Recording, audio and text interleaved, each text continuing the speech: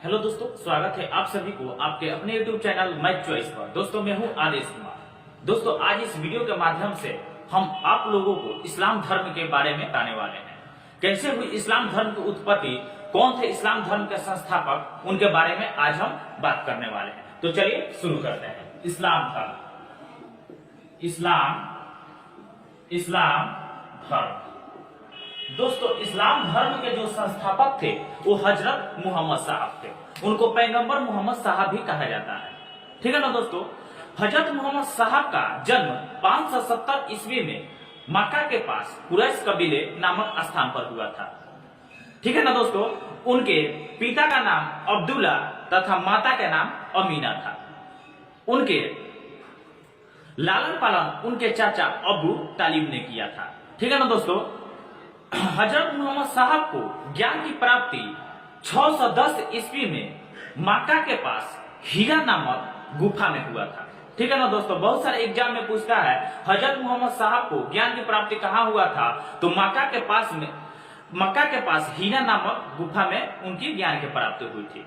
दोस्तों हजरत मोहम्मद साहब की शादी 25 वर्ष की अवस्था में एक विधवा औरत के साथ हुआ था जिनका नाम खदीजा था। ठीक है ना दोस्तों।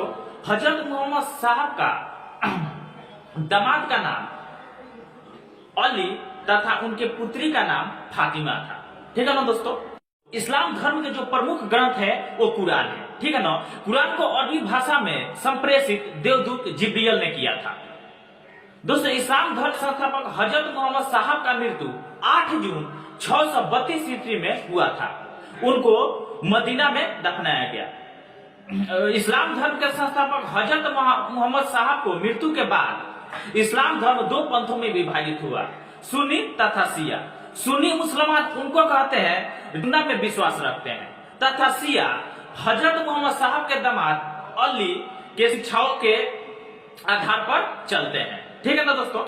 इस्लाम धर्म के जो संस्थापक थे उनका जीवन चरित्र इब्न इसाक ने लिखे थे। ठीक है ना दोस्तों। इस्लाम धर्म के जो लोग होते हैं वो हजरत मोहम्मद साहब के जन्मदिन पर ईद ए मिलाद उन नबी पर्व मनाते हैं। ठीक है ना दोस्तों। इस्लाम धर्म का आगमन भारत में 712 ईस्वी में अरबों के जरिए हुआ। 712 ईस्वी में अरबों ने भारत के सिंध जीत लिया था और भारत के इसी भाग पर इस्लाम धर्म एक महत्वपूर्ण धर्म बना। ठीक है ना दोस्तों। इस्लाम धर्म के जो लोग होते हैं वो पश्चिम की ओर खड़ा होकर नमाज पढ़ते हैं, क्योंकि भारत से मक्का पश्चिम की ओर, इसलिए इस्लाम धर्म के लोग जो होते हैं वो पश्चिम की ओर मुंह करके खड़ा होकर नमाज पढ़ते हैं। ठीक है ना दोस्तों। पश्चिम की दिशा को इस्लाम धर्म में किबला कहा जाता है। ऐसा ही वीडियो देखने के लिए चैनल को सब्सक्राइब कीजिए।